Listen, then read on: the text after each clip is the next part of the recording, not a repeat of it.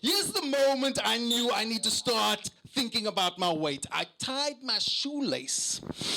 And as I bent over, there was so much stomach between me and the shoelace that I nearly died. Tying your shoelace should not feel like you are going snorkeling, guys.